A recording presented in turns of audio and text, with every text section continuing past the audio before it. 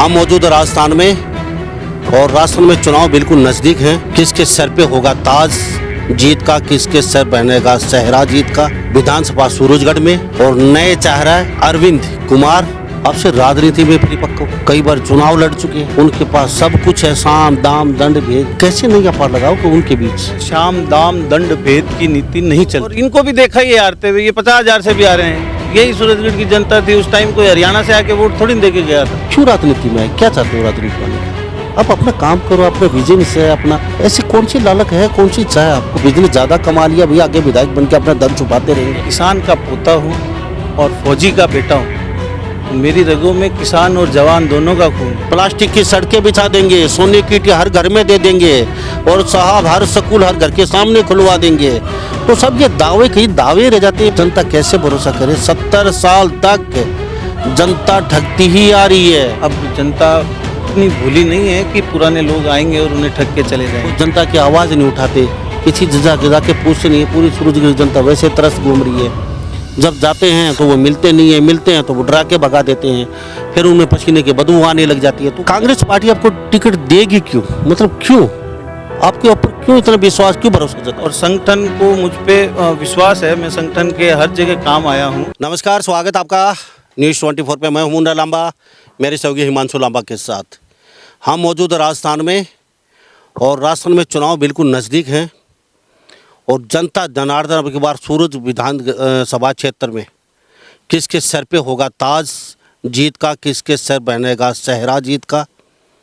इसी मुद्दे को लेकर हम आज फिर पहुंचे हैं विधानसभा सूरजगढ़ में और नए चेहरा और युवा साथी के पास, नाम अरविंद कुमार मेरे साथ खास बातचीत में आज फिर दोबारा से मौजूद हैं और इनसे कई विषयों पर चर्चा करेंगे कि क्यों राजनीति में आए हैं और इनको टिकट सरकार देगी क्यों। कांग्रेस की पार्टी जो आला कमान के सदस्य हैं आखिर क्यों देंगे इनको टिकट, और भी कई विषयों पे बारीकी से बातचीत करेंगे सूरजगढ़ विधानसभा क्षेत्र को लेके।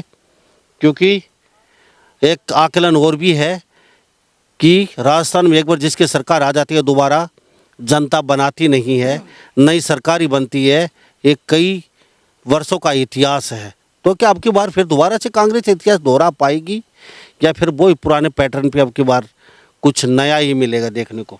अरविंद जी, आपका बहुत बहुत स्वागत है हमारे हरियाणा न्यूज़ 24। धन्यवाद मुन्ना जी। आपका सर्वप्रथम हमारे झारोडा ग्राम पंचायत के ग्राम इस्माइलपुर में स्वागत है।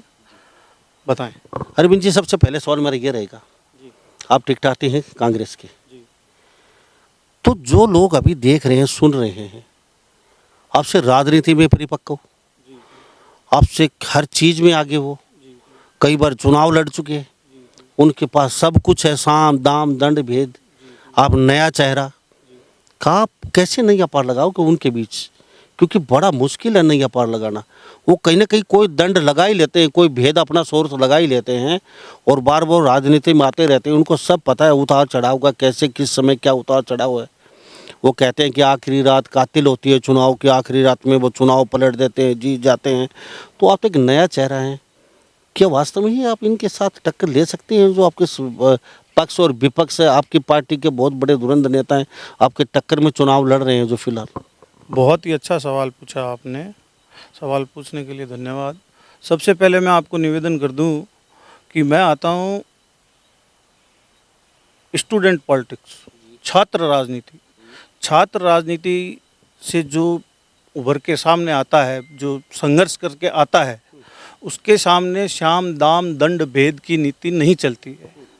उसकी ताकत युवा होते हैं और वो राजनीति की बारीकियों को सीखते हुए ऊपर आता है। संगठन की बात करें तो मैं संगठन की सबसे छोटी कक्षा NSUI उससे दाखिला लेते हुए और सीढ़ी दर सीढ़ी चढ़ा हूँ और यूथ कांग्रेस में भी रहा हूँ, अब मेन कांग्रेस में भी रहा हूँ। तो मेरा बड़ा लंबा एक्सपीरियंस है, लगभग 20 साल के आसपास का। तो मैं संगठन में छोटे स्तर से उठ के ऊपर आया हूँ, सारा संघर्ष करके। तो मुझे पता है कि संगठन से किस हिसाब से काम करना है, क्या करना है। तो ऐसी कोई बड़ी बात नहीं है कि कोई बहुत बड़े दिग्गज हैं, वो ठीक है, लोगों को कोई गलतफहमी हो जाती है और दिग्गज बड़े बड़े आ रहे हैं, बड़े बड़े दिग्गजों को आपने हारते हुए देखा होगा, तो और इनको भी देखा ही है हारते हुए। ये 50,000 से भी आ रहे हैं। यही सूरजगढ़ की जनता थी उस टाइम, कोई हरियाणा से आके वोट थोड़ी दे के गया था, जनता सूरजगढ़ की थी। अब रात के लगभग 8 साढ़े 8 बजने वाले हैं। थोड़ा तस्वीर दिखा दीजिए घुमा के। अब भी यहाँ पे इनके सपोर्टर, इनके चाहने वाले, इनके दोस्त, युवा साथी, बुजुर्ग सारे देख ली कैमरे में तस्वीर देख रहे हैं। यहाँ पे बैठे हुए हैं अरविंद कुमार के साथ और खेत में हैं हम फिलहाल इनके। और ये जनता जनार्दनी है, किसको ताज पहना दे और किसको पटक दे, ये ज़्यादा समय नहीं लगता। और जिताना हराना जनता के हाथ में है। आप दावे कुछ भी करें, दम कितना भी भरे। अरविंद जी, क्यों राजनीति में आए? क्या चाहते हो राजनीति में आने का? आप अपना काम करो, अपना विजन से अपना, आपको भगवान ने सब कुछ दे तो रखा है। ऐसी कौन सी लालक है, कौन सी इच्छा है आपको? भाई अरविंद कुमार जी चलिए, आपको तो सूरजगढ़ में और वहाँ पे अब आपका पैसा, क्योंकि कई नेता तो पैसा छुपाने के लिए आते हैं, उनके पास पैसा ज़्यादा होता है। अब वो कहेंगे कौन सी सरकार होगी, वहाँ अपना टाका फिट कर लेंगे, काली ब्लैक मनी अपने पास रहेगी। कभी दूसरी सरकार आ जाए, कभी तीसरी आ जाए, तो वो उनका मकसद एक ही होता है, अपना काला धन छुपाना। तो आपका मकसद भी ये है कि अपना कुछ बिजनेस ज़्यादा कमा लिया, भैया आगे विधायक बन के अपना धन छुपाते रहेंगे आप? मुन्ना जी, मैं किसान का पोता हूँ और फौजी का बेटा हूँ, तो मेरी रगों में किसान और जवान दोनों का खून है। तो आप काले पैसे की तो बात ना करें अपन, तो ही उचित रहेगा। और दूसरा, मैंने अभी थोड़ी देर पहले आपको कहा था, छात्र राजनीति से घिसकर आया हूँ, तो काले धन का तो कोई गुंजाइश ही नहीं है। सफ़ेद धन है, दाल रोटी है, ठीक है। अब आपने एक सवाल पूछा, राजनीति में क्यों आना चाह रहे हो, क्यों? राजनीति हर आदमी का एक अलग से क्वेश्चन होता है कि वो ज़िंदगी में क्या करना चाहता है, खुद से एक सवाल होता है। वो मेरा सवाल ये था कि मैं क्या करना चाहता हूँ। तो बचपन से मेरी आदत रही है, मेरे परिवार, रिश्तेदार सबको पता है कि दूसरों के साथ रहना, दूसरों की छोटे छोटे कामों में मदद करना, स्कूल से मेरी आदत रही है ये, ठीक है। तो उस चीज़ को आगे बढ़ाते हुए मेरे मन के अंदर ये था कि जब कभी मेरे परिवार की जिम्मेदारियां पूरी हो जाएंगी, जब मुझे ऐसा लगेगा कि अब मेरे परिवार की जिम्मेदारी नहीं है, तो मेरे परिवार की जिम्मेदारी अब मेरी इसलिए नहीं है क्योंकि मेरी वाइफ भी सर्विस करती है, तो मेरे बच्चे वेल सेटल्ड हैं, कोई दिक्कत नहीं है। 12th कर ली है बड़े बेटे ने, ठीक है, छोटा बेटा पढ़ रहा है, मेरी वाइफ सर्विस कर रही है। क्वेश्चन मेरा रह गया। एक मिनट, आप मतलब क्या चाह है, क्यों राजनीति में आना चाहते हो? उसी पे आ रहा हूँ, आप मेन मुद्दा पर्सन ये है हमारा। सुन तो लें। तो मेरा निवेदन उसमें यही था कि जो भाई एक जिम्मेदारी होती है वो हो गई, ठीक है, मैंने मेरा उसका निर्वहन किया है, आगे भी करूँगा जो रहेगी उसमें। अब मेरी इच्छा थी कि समाज की सेवा करूँ। समाज की सेवा कहाँ करूँ? जोधपुर रहा तो जोधपुर में छात्रों के बीच रहा, सारी चीज़ थी, सब चीज़ थी। जोधपुर में पढ़ने के लिए गया था, ना कि उधर कोई बसने के लिए। मेरे फादर सर्विस करते थे, उनकी पोस्टिंग थी, तो मेरी पढ़ाई लिखाई जोधपुर की रही। जन्म यहीं का है, यहीं का लोकल हूँ, यहाँ मेरे रिश्तेदार हैं, भाई बंद हैं, सब कुछ है मेरा यहाँ। मेरा मकान है, खेत है, सब कुछ है, खेती भी करते हैं हम। अब सवाल ये रहा कि राजनीति में क्यों आना चाहते हैं? मैं समाज की सेवा करना चाहता हूँ। सेवा तो कर ही रहे हैं आप पहले। बात तो सुने, सेवा अभी मैं फिलहाल राजकीय अधिवक्ता हूँ। राजकीय अधिवक्ता में सेवा नहीं कर सकता, नहीं कर सकता। पावर आने के बाद अब बताते हैं आपको, उसमें बता रहे हैं कि जो सेवा मैं करना चाहता हूँ वो उसका रास्ता इस राजनीति के ही रास्ते के द्वारा जाता है। वो रास्ता मैं पूरा करना चाहूँगा तो इसी माध्यम से मुझे गुजरना पड़ेगा, जनता के बीच आने के लिए, जनता की समस्याएं जानने के लिए और उनका निवारण करने के लिए। उनके निवारण के लिए ही मैं वो कलम की ताकत चाहता हूँ और उस कलम को मैं इस्तेमाल करना चाहता हूँ। लाइन में आखिरी आदमी जो खड़ा है उस तक कोई भी योजना बने तो उसका लाभ उस आखिरी आदमी तक कैसे पहुँचेगा, इस चीज़ को ध्यान में रखते हुए मैं कलम की ताकत का इस्तेमाल करना चाहता हूँ। सोच बहुत अच्छी है, लोग तालियां बजा रहे हैं। अब हम जानना चाहते हैं, सब आपने कहा हम कलम की ताकत और पावर मिलने के बाद सोशल वर्कर, सोशल समाज सेवा बहुत अच्छी तरीके से कर सकते हैं। लेकिन जितने भी भारत के नेता देख रहे हैं, आपकी सिचुएशन से ही गुजरे हैं सारे। कोई सोने की चम्मच लेके पैदा नहीं हुआ। आज उनके पास अरबों खरबों सरबों रुपए पड़े हैं, उनके रिश्तेदार अरबपति खरबपति बन गए, लेकिन उन्होंने कभी जनता का उद्धार किसी ने नहीं किया। मैंने तो आज तक कोई सा ऐसा नेता नहीं देखा। और आप भी वही बात कर रहे हैं उसी पैटर्न पे। सर अरविंद कुमार जी, आप युवा साथी हैं, तो क्या भरोसा है, जनता कैसे भरोसा करे? 70 साल तक जनता ठगती ही आ रही है, वादे दावे बड़े बड़े करते हैं नेता के, प्लास्टिक की सड़कें बिछा देंगे, सोने की ईंटें हर घर में दे देंगे, और साहब हर स्कूल हर घर के सामने खुलवा देंगे। तो सब ये दावे कहीं दावे रह जाते हैं। मैंने तो सूरजगढ़ की जनता आज तक, अभी हम रास्ते से आए, आपका रास्ता ही खड्डे टूटा फूटा पड़ा है, आने के लिए रास्ता नहीं है, कहीं खड्डे पड़े हैं, सब कहीं लाइट की व्यवस्था नहीं है, अब भी यहाँ लाइट नहीं है, देख लो खेत में। और आप कहते हैं हम ये कर देंगे वो कर देंगे। क्या आपका भरोसा कर सकती है जनता? क्योंकि भरोसा वो टूट चुका है जनता का भी। क्योंकि आप जैसे बहुत नेता आते हैं बड़े बड़े दावे करके, वो फिर वो बात नहीं करते, पसीने की बदबू आती है, 5 साल बाद आ जाते हैं और वो कहते हैं सर वोट दे दीजिए हमें। वो जनता को उल्लू बना देते हैं और फिर वोट लेके फिर कुर्सी पे बैठ जाते हैं। तो अरविंद कुमार जी क्या कहेंगे इस बात पे? मैं आपसे निवेदन करूंगा कि अब वो जनता नहीं है, जनता भी अब स्मार्ट मोबाइल का ज़माना है। अब जनता उतनी भोली नहीं है कि पुराने लोग आएंगे और उन्हें ठग के चले जाएंगे। अब जनता वैसी नहीं रही है।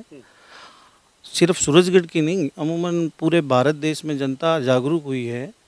उससे बहुत फ़र्क पड़ा है कि पहले की तरह जो नेताओं ने धोखा किया है, पुराने नेताओं ने, वैसा धोखा अब चलेगा नहीं। और दूसरी बात आपको बताऊं कि इस बार हमारे संगठन में कांग्रेस के राज में पिछले 5 साल में अशोक जी के राज में जो कार्य हुए हैं, जो योजनाएं बनी हैं, कल्याणकारी लाभकारी योजनाएं जो जनता के लिए बनी हैं और जनता के पास जो जा रही हैं, जनता को जो सुविधाएं मिल रही हैं, उसको देखते हुए मैं निसंदेह कह सकता हूं कि इस बार का सेहरा अशोक जी के सर बंधेगा। और इस बार आपने क्वेश्चन किया था पहले कि राजस्थान में चलन है, तो उसका जवाब दे दूं कि इस बार रिवाज बदलेगा, राज नहीं बदलेगा। फिल्म में आप राजनेताओं को रेपिस्ट, बलात्कारी, गुंडा, मतलब जो भी संज्ञा है फिल्म में उससे भी गिरा हुआ दिखाया जाता है राजनेताओं को। तो ये छवि बना दी किसने?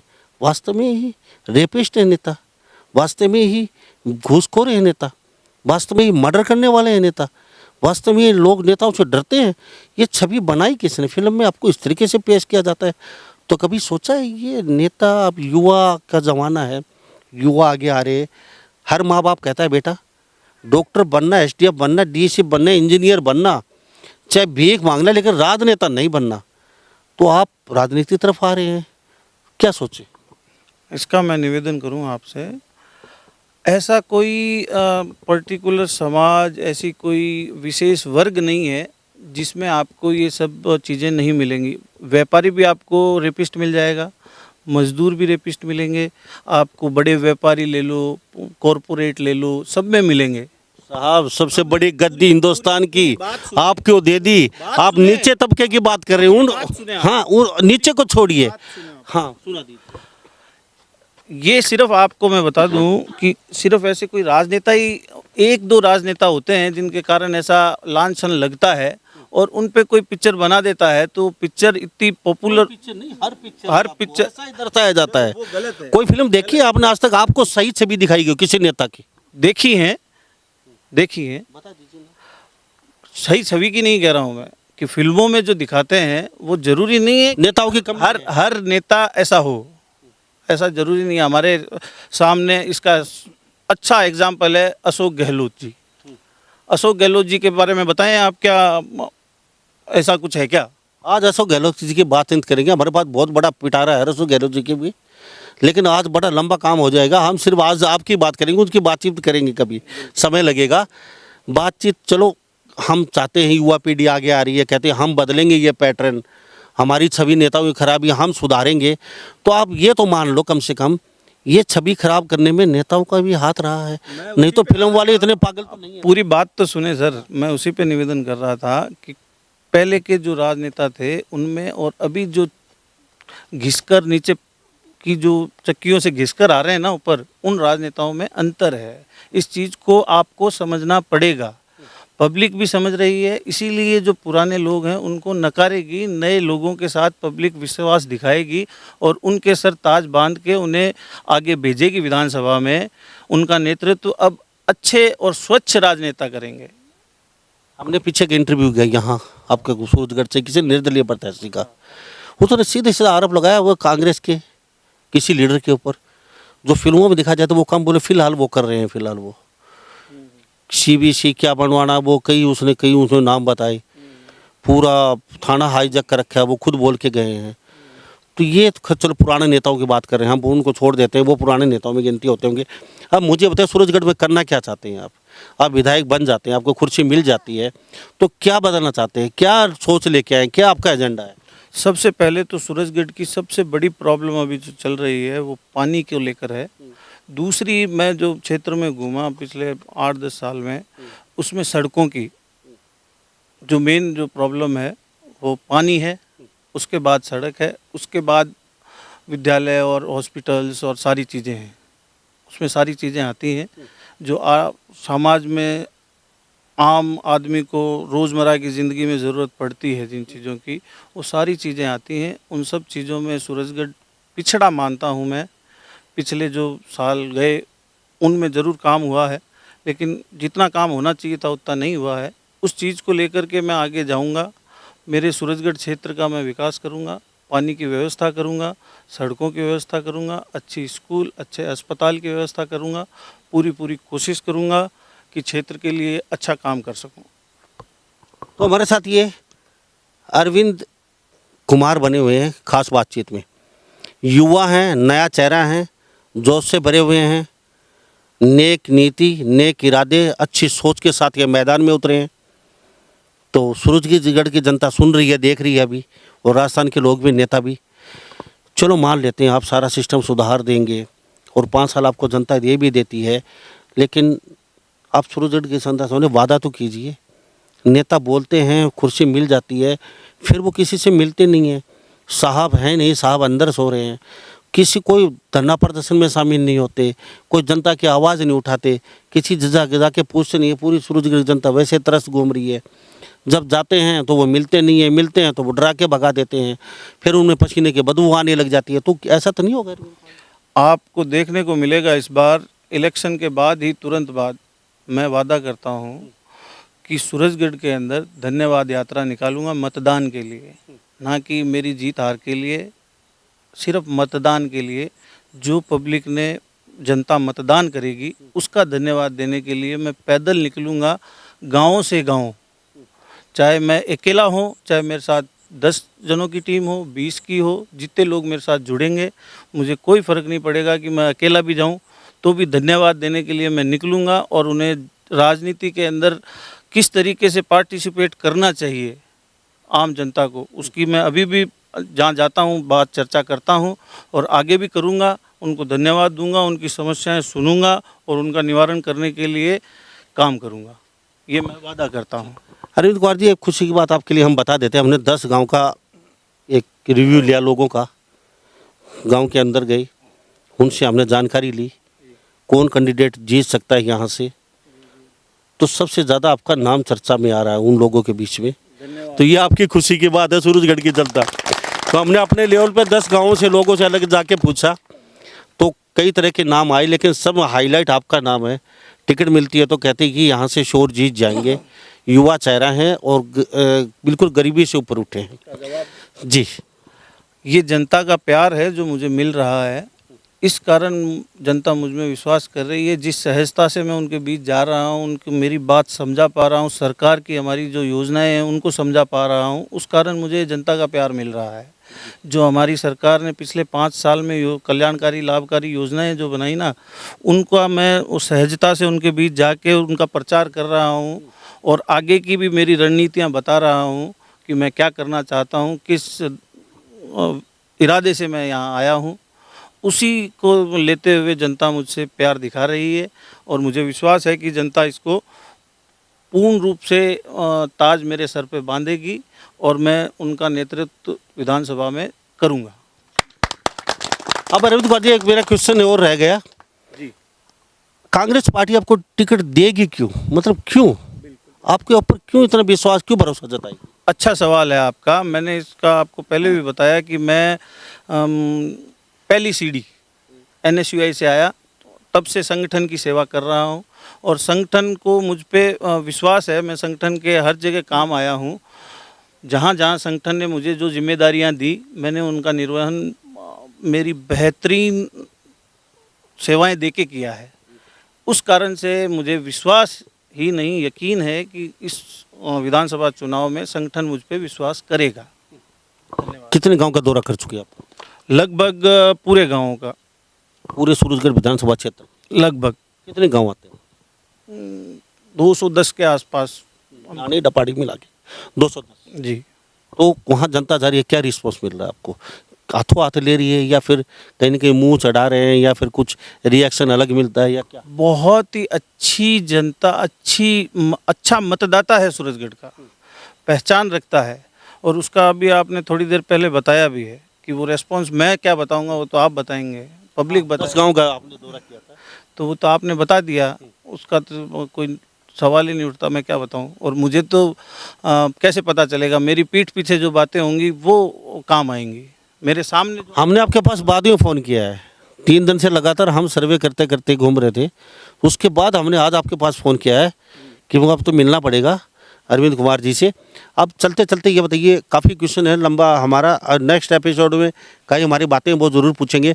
चलते चलते सूरजगढ़ विधानसभा क्षेत्र की जनता को क्या कहना चाहिए? एक ही बात कहना चाहूँगा, मतदान करें, स्वच्छ मतदान करें, अच्छे चरित्रवान अच्छे व्यक्ति को चुने, युवा को चुने, जो जनता की समस्याओं को समझे और उन समस्याओं को विधानसभा में ले जाकर उनका निराकरण करा सके। ऐसे आपके नेता को चुनिए, ऐसे नेता के सर सेहरा बांधिए जो आपकी समस्याओं को समझे, आपके बीच का भाई हो, आपका बेटा हो, आपका पोता हो, उसको चुनिए आप। जी बहुत बहुत धन्यवाद, आपने अपना कीमती समय दिया और हमसे बातचीत की। बहुत बहुत धन्यवाद। धन्यवाद। तो हमारे साथ ही अरविंद कुमार जी बरदो कांग्रेस के प्रत्याशी के तौर पर फिलहाल ताबड़तोड़ दौरे कर रहे हैं, सूरजगढ़ में जा रहे हैं जनता के बीच। इनके विचार हमने साझा किया आपके साथ, लोगों के साथ। इस पर आप क्या राय रखते हैं? तो सभी इन बातों के साथ मैं मुन्ना लांबा, मेरे सहयोगी हिमांशु लांबा के साथ नमस्कार, जय हिंद।